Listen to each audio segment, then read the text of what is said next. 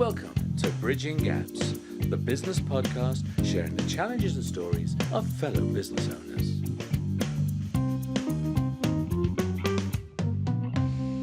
Hello and welcome. I'm Deborah Levitt, the host of Bridging Gaps, the business podcast. In this episode, I'm joined by Suzie Volkes-Smith, director of Be Valkyrie, author, champion bodybuilder, health coach, and fitness trainer. Please join me in welcoming Suzie to the show. How are you today, Suzie? I'm really well. How are you? I'm very well, thank you. And I'm really pleased that you were able to join me today. Yeah, thank you so much. It's been, really nice having the invitation to join you on this. Well, I think having, been seeing some of your journey and how things are progressing for you, I thought it'd be a great story for people to hear who are, starting their own businesses and just learning from some of your experiences and looking at some of the challenges that you've been facing and how you've overcome them just, both personally and in the business world.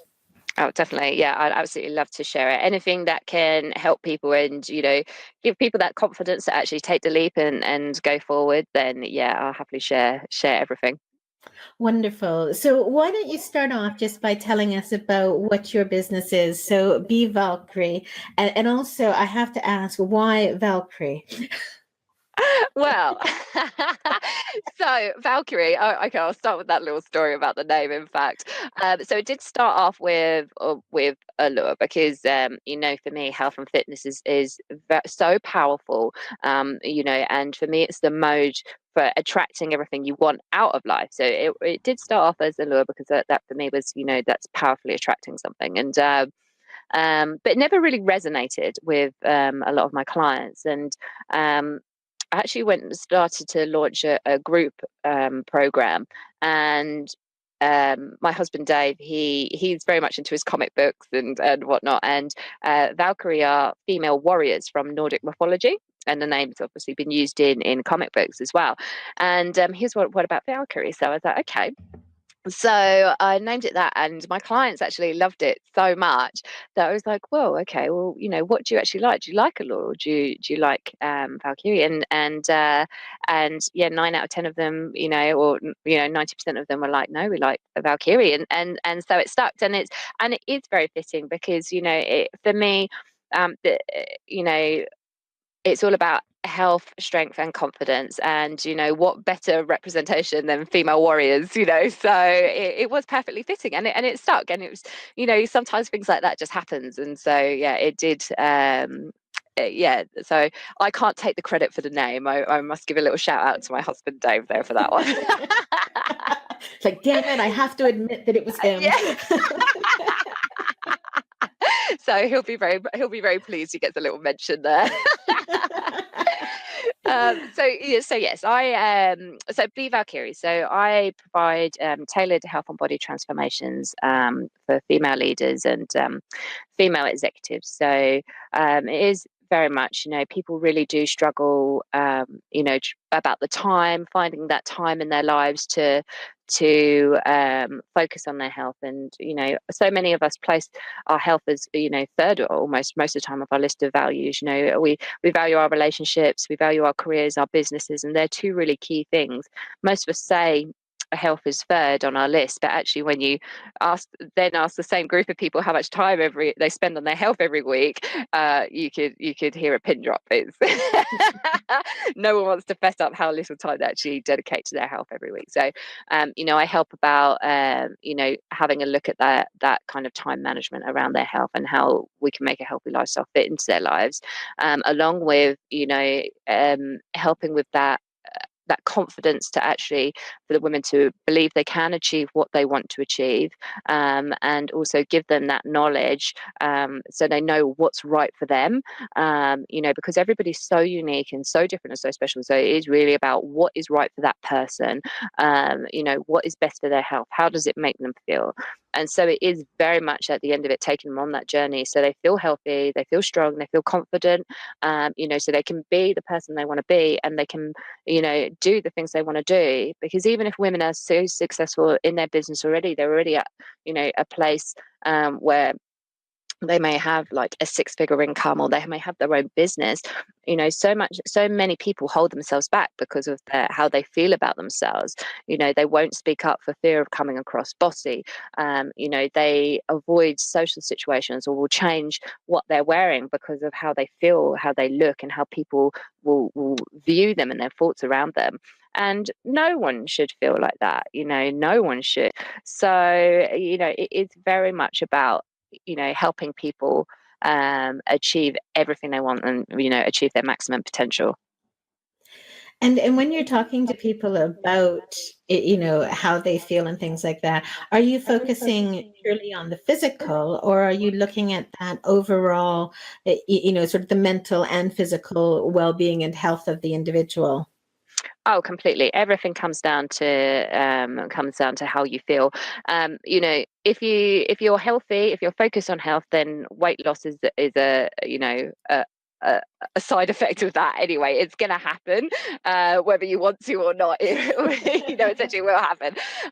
So it is. I mean, I have a 5-step methodology that I use. So, I look at nutrition as one element, exercise, but then it is very much about mindset. So people have so many preconceived concepts around nutrition and health, and you're either healthy or you're not. And there's some people have very distinctive lines in their mind about what they need to do to achieve their goals. And so it's actually flipping that on its head, getting rid of all those preconceived ideas, working on that mindset, building on it. Okay.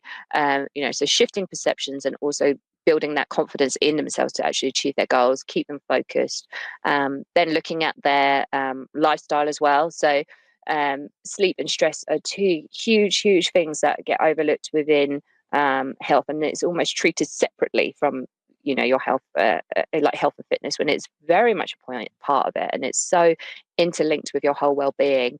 And then of course body confidence is just paramount. You could have a body that a million women would be envious of, but at the end of the day, unless you have that confidence within yourself, it doesn't really matter what you look like. It doesn't matter who you are, what you look like, and it really is overcoming that body confidence. I used to absolutely hate my shoulders when I was younger.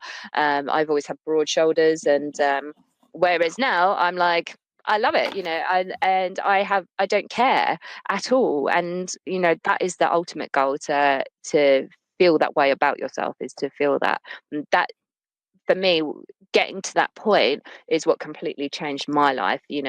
I always wanted to own my own business, but I held myself back so much. And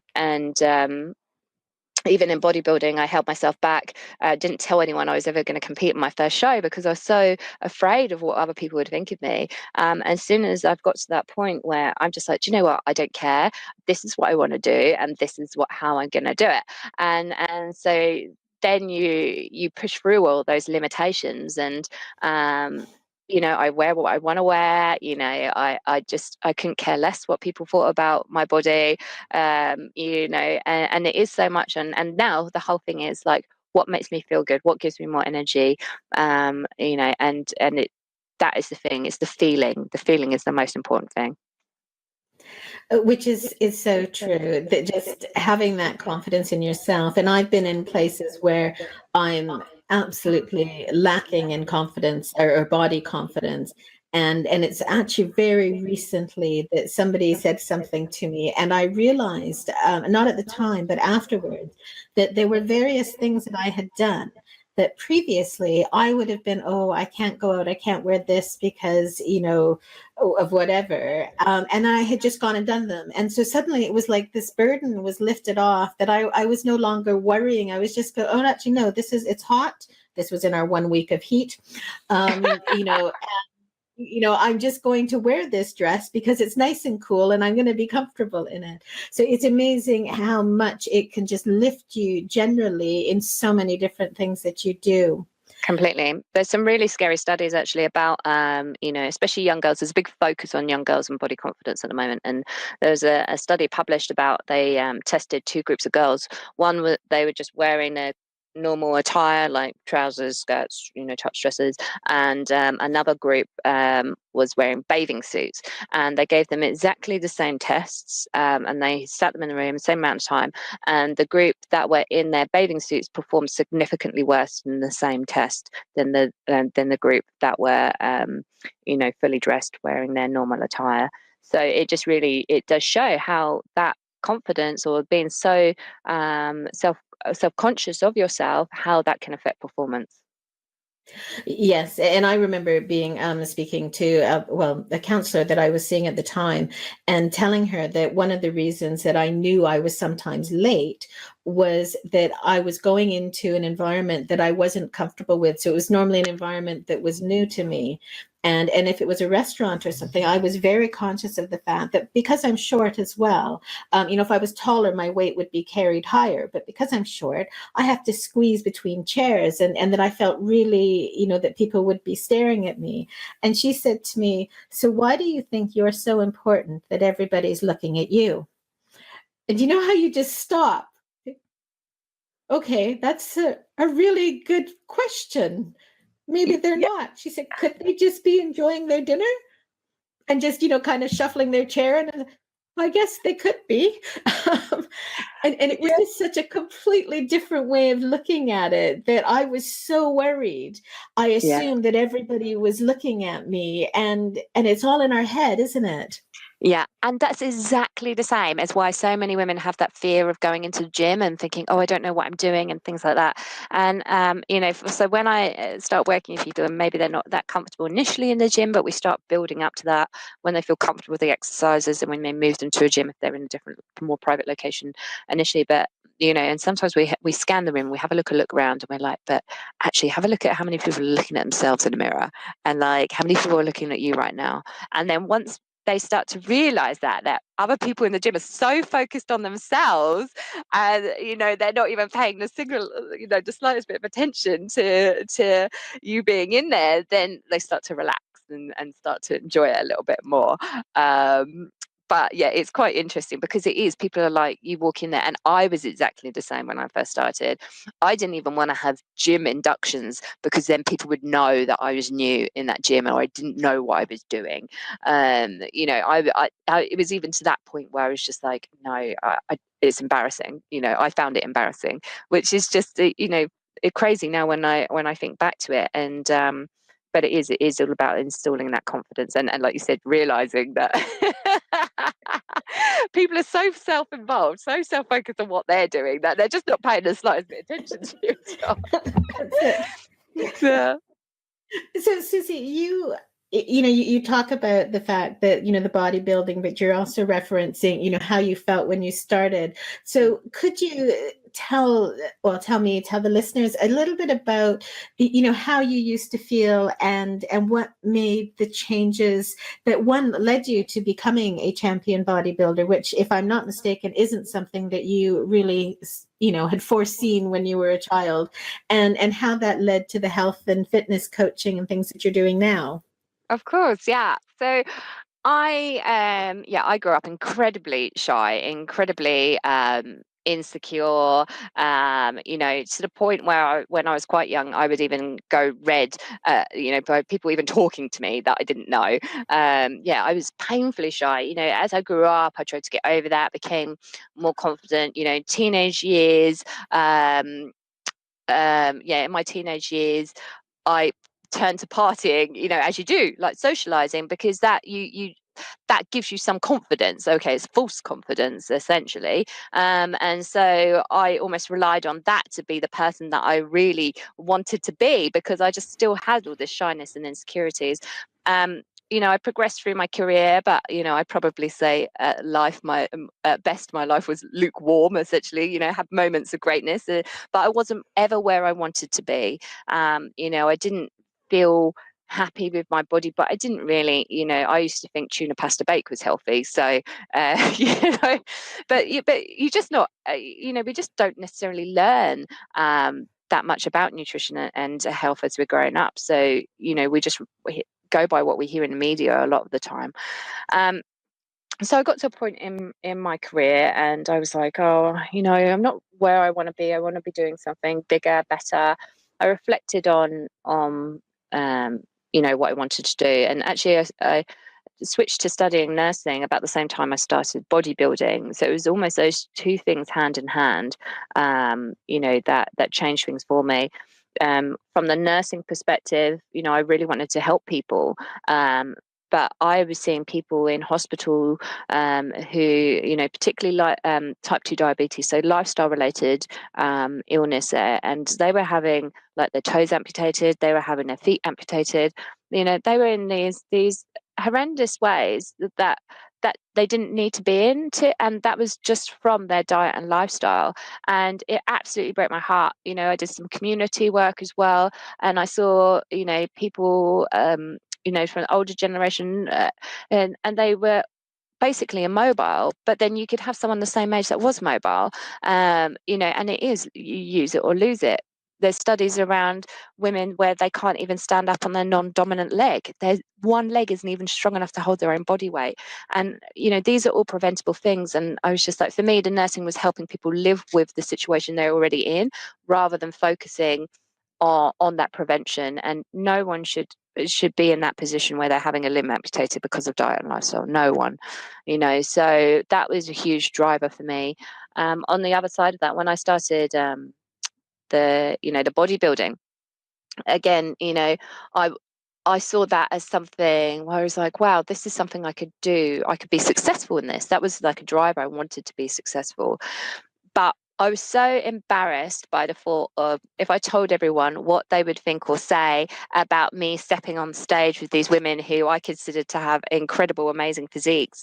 I was like, oh God, I couldn't bring myself to tell anyone. I was just so, not even my partner at first, none of my friends, anyone. I couldn't do it. So actually, my first social media account was on Instagram, was Secret Bikini Diary, and that was my outlet for it, because it was my secret bikini diary. Essentially, and so that's where I shared a lot of my journey on there, and. But yeah, it started very much. I focused on. I did it all myself. I started on the exercise. I knew exercise was obviously key to putting on the muscle to create the body shapes that I needed to create the stage. Got to a certain point, then really realized I needed to start focusing on the nutrition. So that kind of came into it. And alongside that, it was that mental strength that I needed to start working on.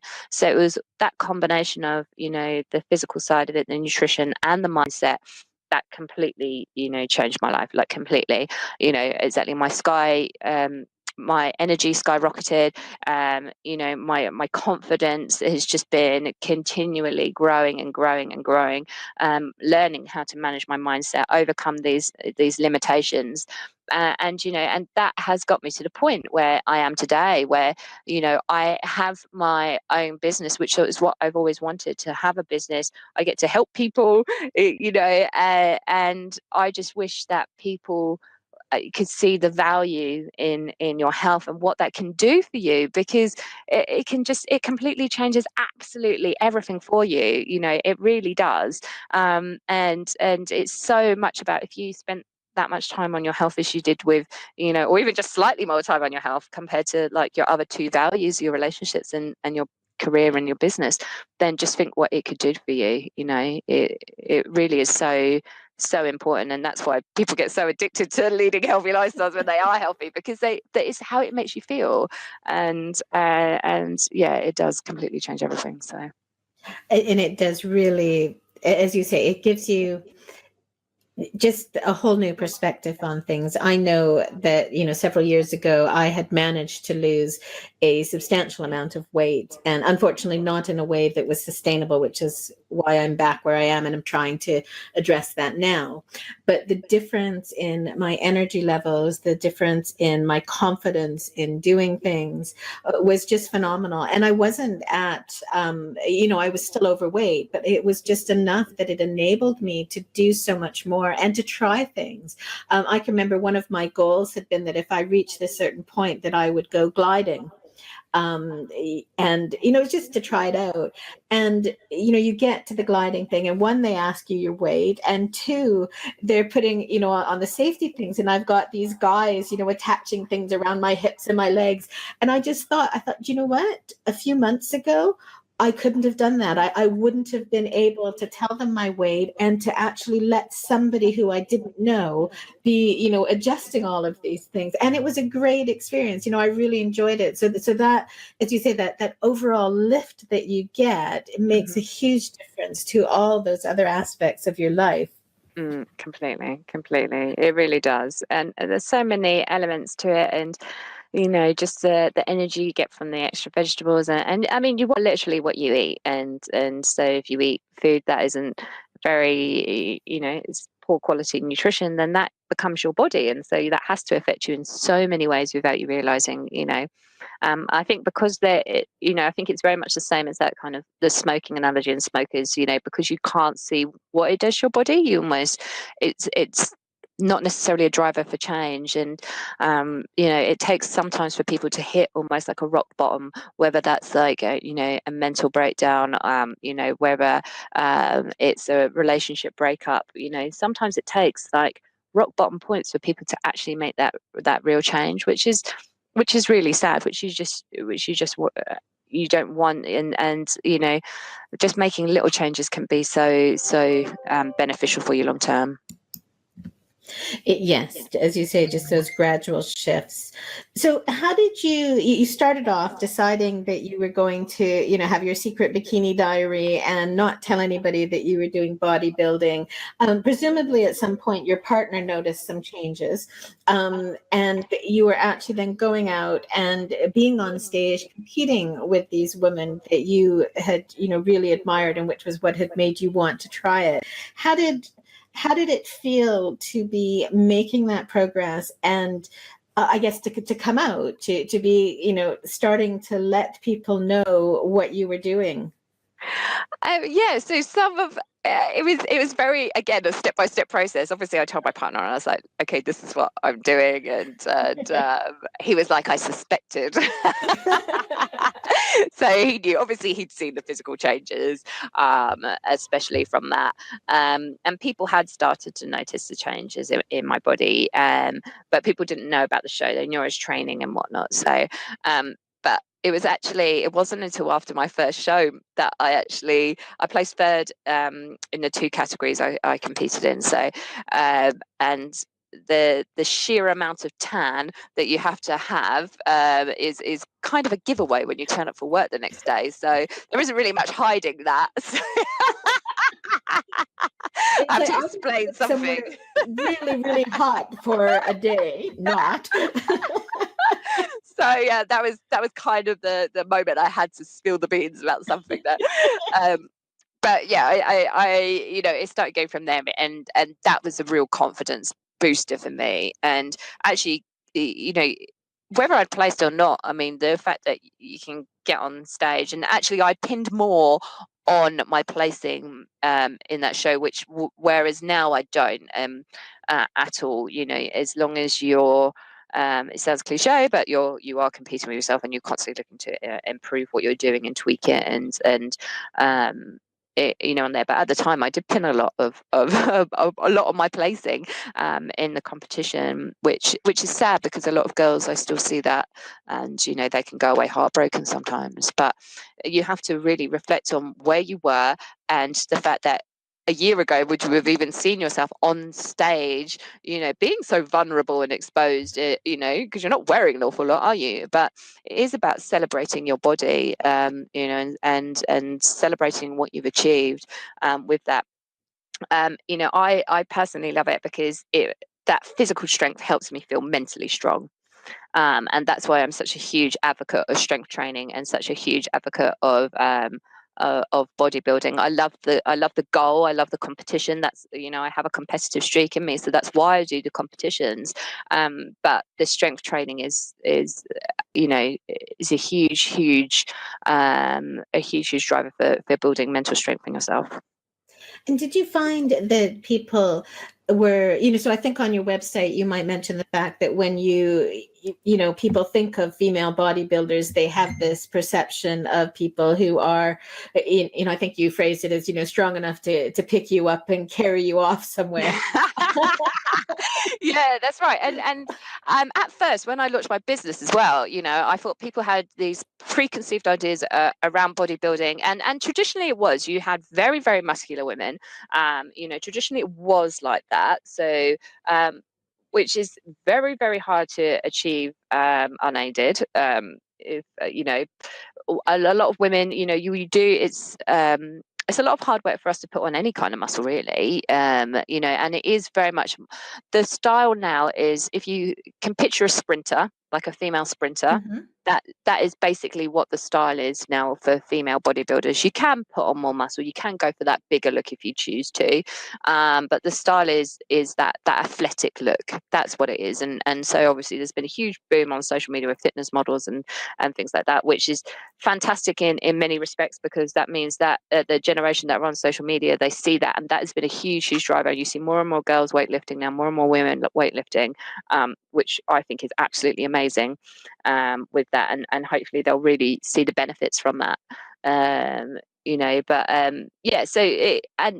at first I almost wanted to keep that almost separate from my business, even though that was so positive and it's been such a positive element of my life. But now I fully embrace it. I'm like, yeah, no, I'm a champion bodybuilder, and it makes, in terms of business and pitching, it is a real kind of spark of interest, and people are like, oh, okay. So actually, I really use it to my advantage within that, and that makes me stand out in the crowd, and people are curious about my story then.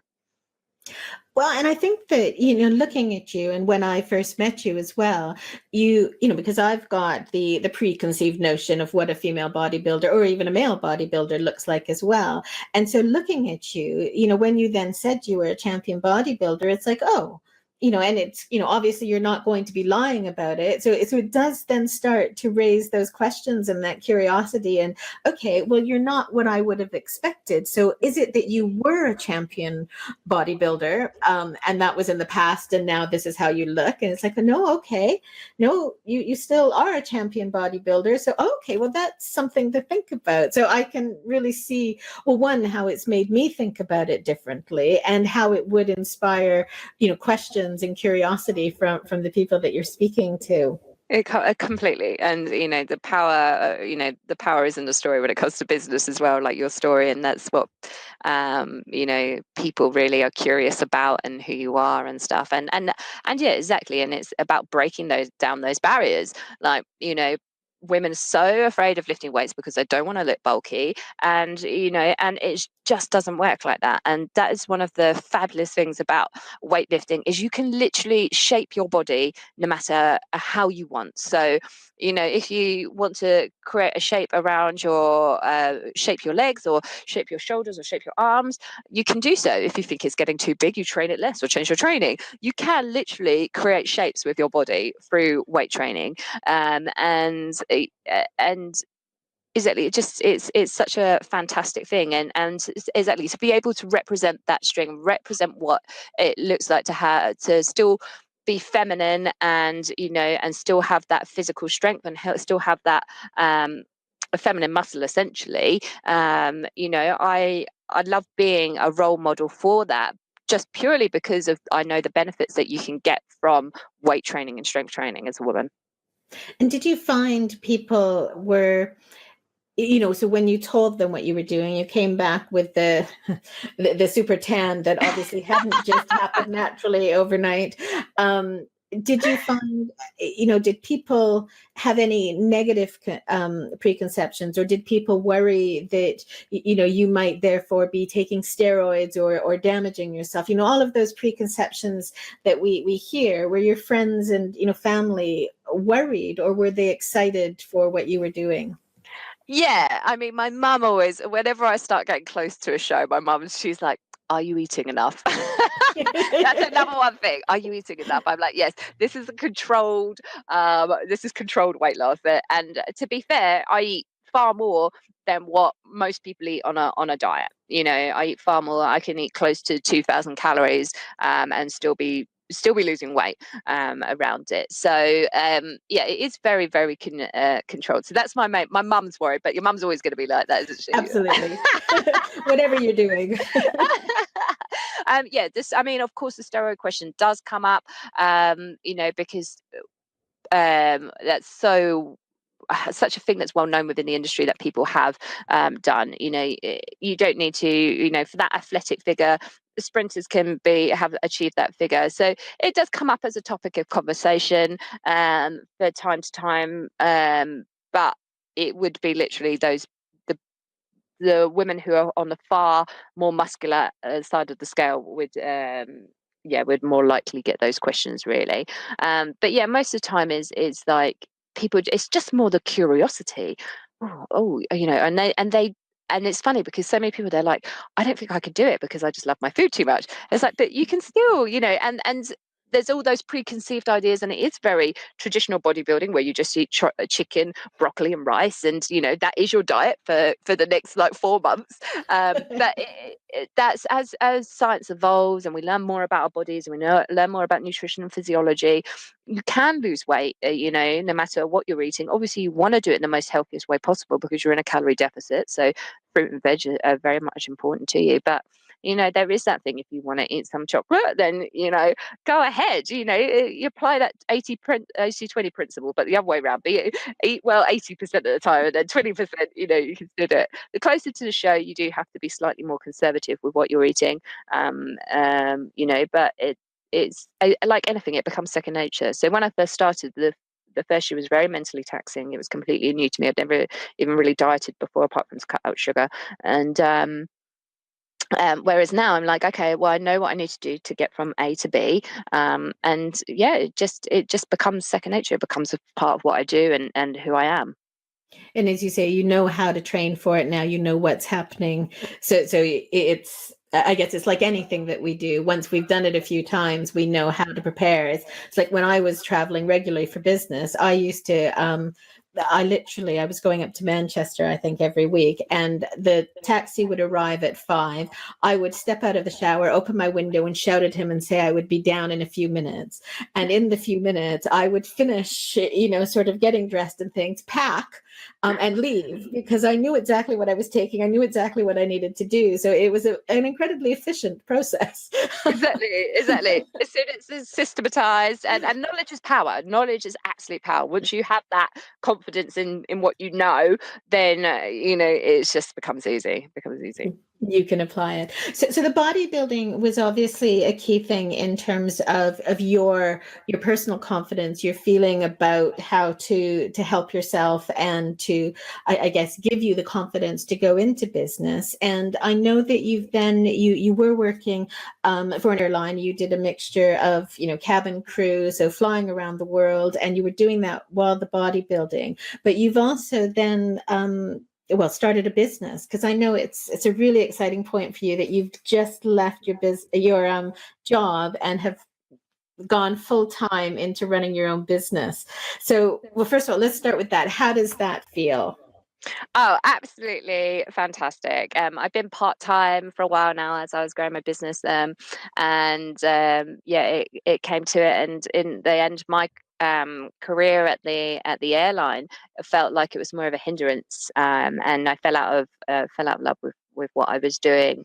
For a long time, travel was my passion. I loved it, and it was probably because of that that feeling of freedom, which is essentially what you get when you have your own business. You have that sense of autonomy and that sense of freedom.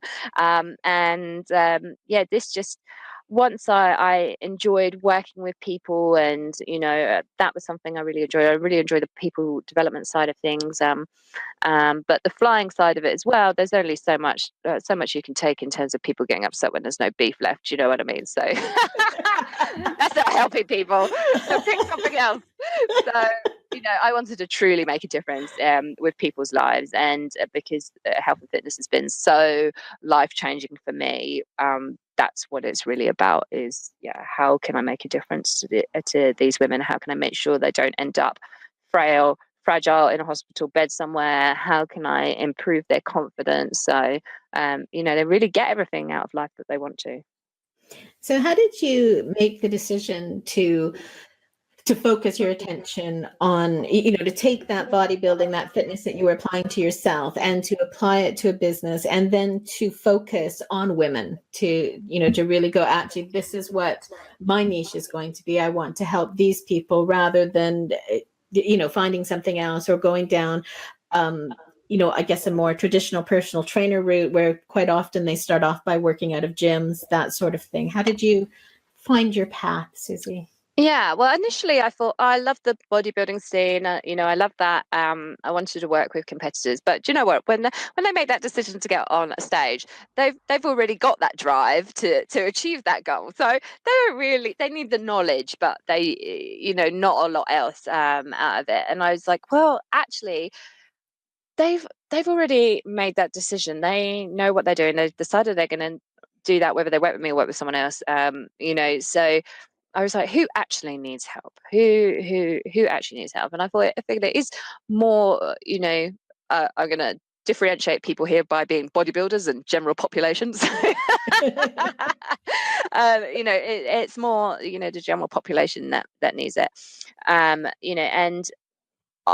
from the body confidence side of thing and having that self-confidence side of things, I know personally I've avoided certain things because of it being heavily male dominated, and things like that. And I thought, no, this is about pushing boundaries. It is about helping. I keep coming back to confidence because that's what it is. It is about, pushing people forward, elevating them, helping them be more equality, gender equality in the workplace, in the even in health and fitness. It frustrates me immensely that there's so many men who are like the number one top trainers and in the field, and there isn't more women. And so that's what I want to be out there, and it is very much about the nutrition, the exercise, the mindset, the lifestyle. It is a whole package. If you can't just do one thing, and if you go to the PT for the odd session, you're never going to achieve your goals. And there's a huge difference in quality between it. And when I speak to people that have got trainers, I specifically ask them a set of questions. Are they doing this? Have they set you a plan? What's the long-term vision? Are they helping you progress? What's the nutrition they're talking to you about? What else do they focus on? And if they're telling me they're not doing even some of these things, I'm like, find someone else. And I'll be that blunt and Bruce about it, because you want to work with someone that genuinely cares about you, that genuinely sees the benefits of health and fitness. And that's what I wanted to create, something that was a well-rounded package that is essentially is personal development. It's not about getting fit. It's not just about weight loss. Weight loss is a byproduct, yes. Obviously it's about your health, it's about your well-being, and helping you achieve everything. And I really like that approach and that feeling that it isn't the goal in itself is not weight loss, unless, but well, the goal in itself is not weight loss. You mentioned something on, again, I think some of the information you sent me, and I'm not sure if I've got this right, but it was along the lines of you realized that you were focusing on how you looked, not on how you felt. Have I got that right? Yeah, I think it might be the quote maybe on my website about, if you think it's Good. about the physical result, you're missing the point. Yes. Yes. I knew there was something I read. Yeah. But I think that's really, we tend to actually, okay, over here is my career, here is my business, I need to do this to be successful in that. Over here is my family life, I need to do this. Here is my food, here is my exercise. And to look at them quite often in fairly compartmentalized ways. And I think, what you're saying and what I can see the value in is to go, well, actually, how you feel and your health and your mental thing is all driving towards all of that. They're not separate pieces. No. completely complement one another. If you struggle with energy, that's going to affect your relationships because you're going to feel low in mood.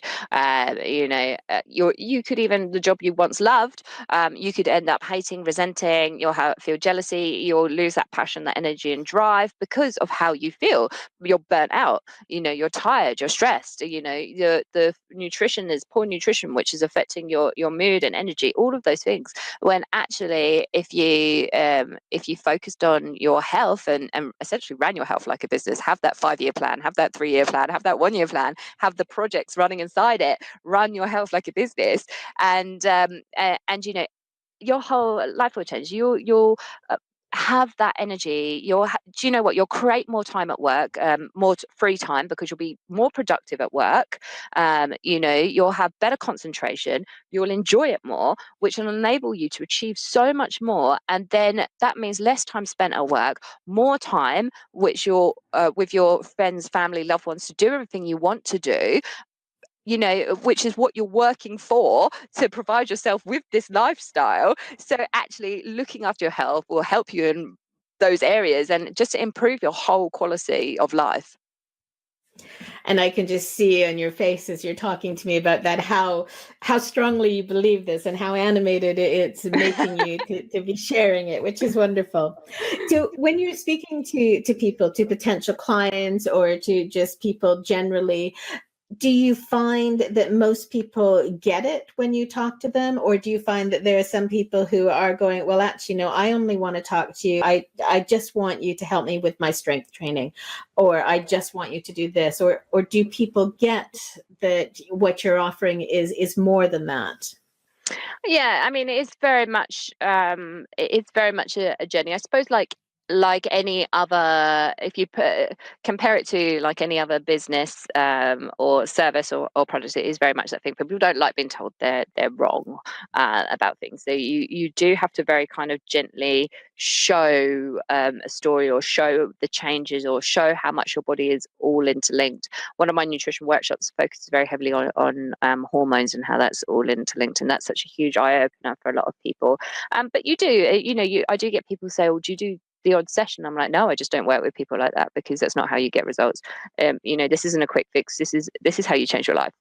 This is about the long-term vision. So yeah, those questions do come up, but I'm very much open to. I will give away as much information, much advice as anybody wants. I will talk all day about health and fitness if it will benefit someone, even if it's that driver for someone to go out and start making a change. Then I've done my job.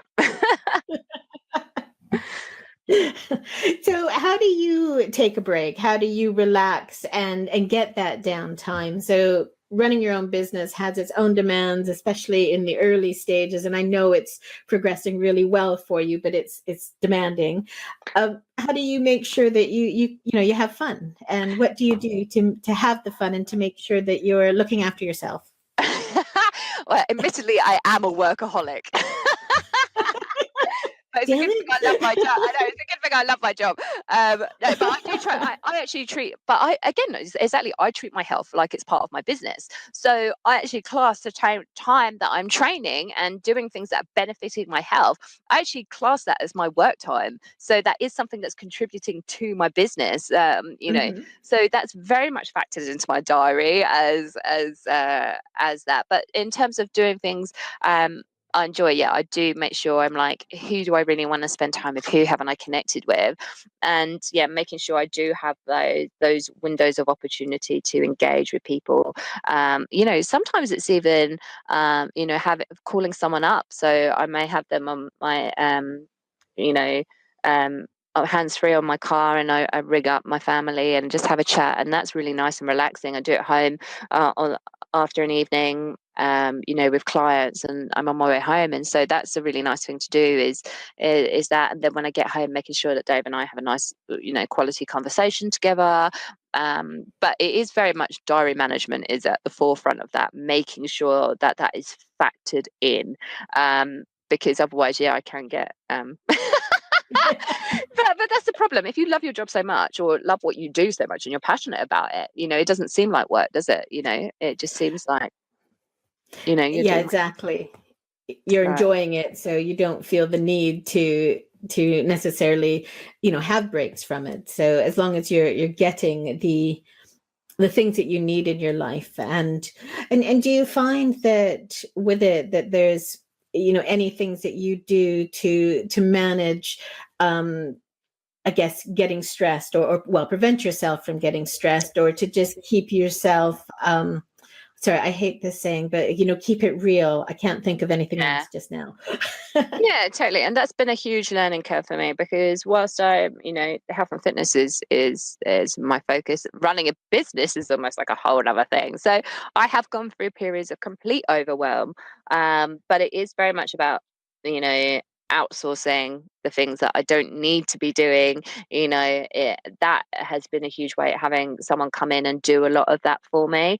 And exactly, there's so many elements. If I can get someone in to help me, that has been the biggest thing. And also, it does come back to like the meditation and the mindset and making sure you have that downtime, because even admittedly, I'm not very good at meditating and sitting there by myself. I tend to listen to like a meditation podcast or something like that, or Mhm. pre-recorded one, because it's almost someone talking to you and actually reminding you about how your mindset should be set, or helping you change your way of thinking.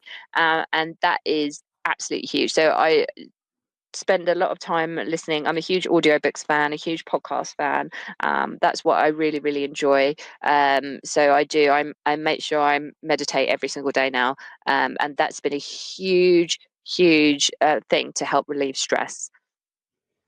That's really fantastic. And it's interesting. A lot of the people I'm speaking to, that there's a lot of consistency coming up in terms of meditation or gratitude journals, Hmm. which I've been really surprised about, because I mentioned this to Paul yesterday, that it doesn't matter whether it's a male or female, and it doesn't actually seem to matter age wise either. So, for the spectrum of age groups. And so it's something I didn't expect that would be, a theme coming through. So, but it's Yeah, well, obviously. exactly, and that just pays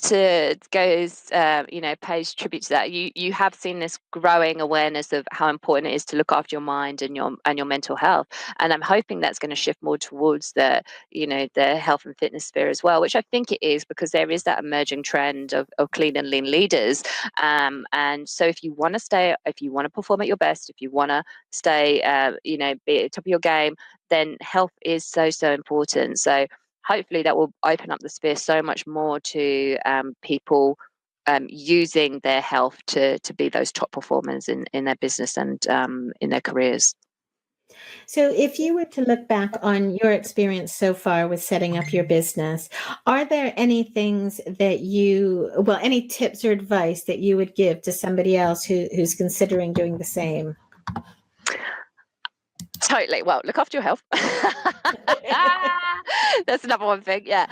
It is about really figure it. You just have to keep going. I mean, my concept of what I wanted to do has evolved over time. Who I want to work down, really niching down and working with women.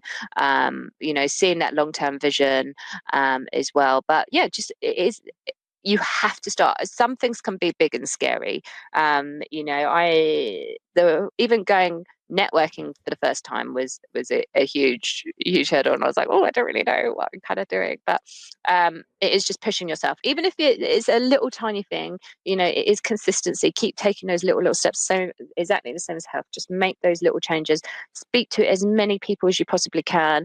I'm One of my other things now that I do, I'm actually a chapter leader on the committee of a members club, a female members club in London, and they're very much focused on being the home for contemporary female pioneers.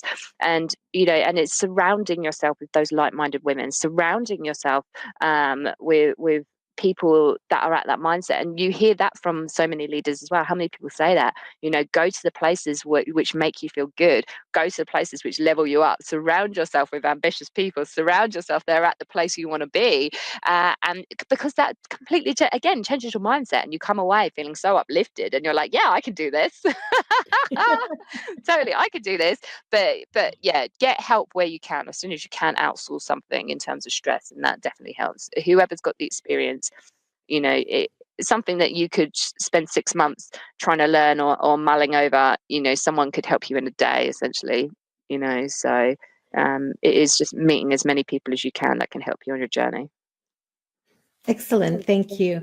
And for somebody who is wanting to make changes to their health and lifestyle, but maybe not in a position or not ready to go out and find somebody to support them, are there any tips that you can give them to just help them get started? Oh, definitely.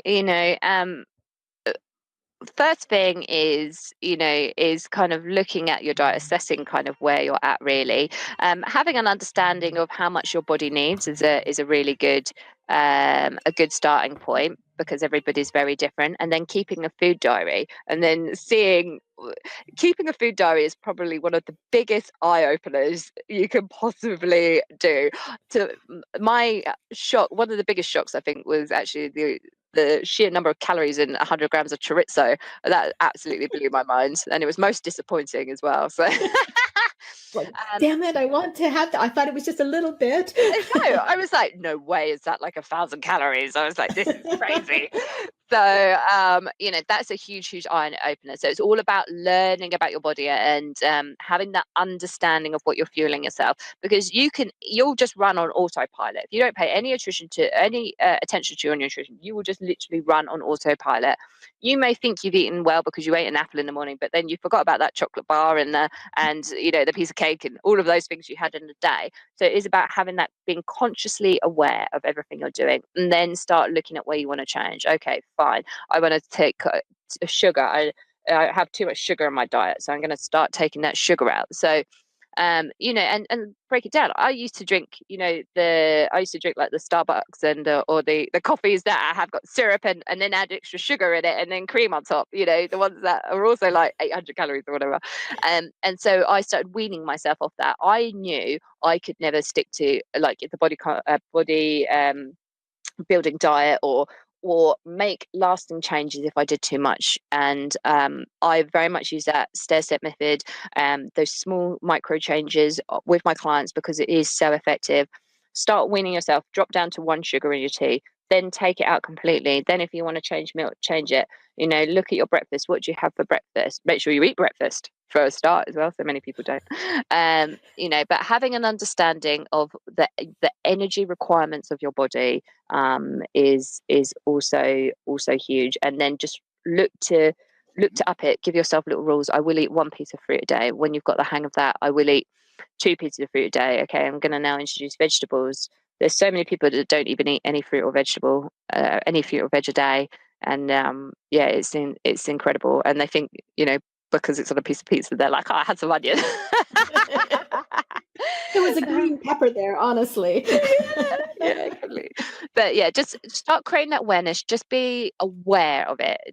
Never beat yourself up, and it doesn't matter how many times you overeat. It doesn't matter how many times you don't eat any fruit and veg. All that matters is you just keep trying. Is that you can use the analogy of like a car. Just because you got one flat, you wouldn't then slash all your tires, would you? So no, you just keep trying, just keep going, and you will get there eventually. So that's the most important thing. Just get started and start making those little tiny changes. And I do, personally really resonate with the little changes. I am just, all I need to do is this. And then that helps me to, okay, now I've done that, as opposed to the wholesale. Well, actually, I've decided today I'm, never eating chocolate again. I'm never doing this. And I'm going to be exercising 5 times a week for an hour. It's kind of a doom to failure from the outset, isn't it? Oh, it so is.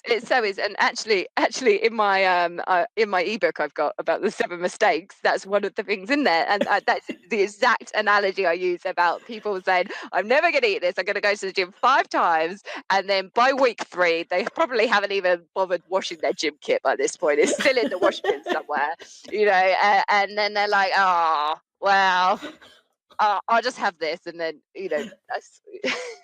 It's so common. It's so common, but yeah, it's so funny. But yeah, it is all about the little changes. Don't take on too much, otherwise you seriously get serious overwhelm. Build on it, build slowly. You wouldn't wake up and decide to run a marathon and run it the next day. So you'd have a plan and you'd work towards that step by step. And that's exactly the same as making changes, long-term changes to your health. Thank you very much, Suzie. And just before we wrap up, is there anything that you do want to say to people listening? Any last bit of advice or any information on, how they can get hold of you? I will obviously post up the details of how they can get hold of you as well. Yeah, I really, just don't underestimate what good health can do for you. That is the real key takeaway. And like I said before, even if this makes one person reevaluate where they are with their health, then it's been worth it. It can do so much for you. But yeah, do run it like a business, basically. But yeah, please do message me. I mean, I'm on LinkedIn, so Suzie Jane Volkes, Instagram, B Valkyrie, Facebook, B Valkyrie, and then of course my website, which is the Valkyrie Solution as well. So do reach out to me, say hello, and get in touch for any advice you need. That is really wonderful. And it's been really great talking to you, Suzie. And I just love seeing the enthusiasm and the excitement on your face as well. So thank you very much. You're most welcome. Thank you so much for having me. It was really, really great. Really enjoyed it. Absolutely, my pleasure. You've been listening to me, Deborah Levitt, in conversation with Suzie Volkes Smith. Suzie is director of B Valkyrie. To find out more about her and her solutions, please visit thevalkyriesolution.com. Full details are available in the show notes. Are you considering your own podcast? Why not check out So You Think You Want Your Own Podcast? It's an online course that introduces you to everything that's involved in hosting a podcast, as well as working with you to define your own podcast concept. You can get more information on it at startyourownpodcast.bridginggaps.uk. On next week's show, I'm in conversation with Alison Edgar. Alison is Managing Director of Sales Coaching Solutions and the Entrepreneur's Godmother. She's one of the UK's top 10 business advisors and now a best-selling author. She's got a wealth of knowledge, is bubbly and enthusiastic, and a real joy to speak to. So I hope you join me for our conversation. Bridging Gaps, the business podcast, was produced by Deborah Levitt of Bridge Road Consultants Limited, with original music provided by Pete You've been Dineley. listening to Deborah Levitt on Bridging Gaps, the business podcast.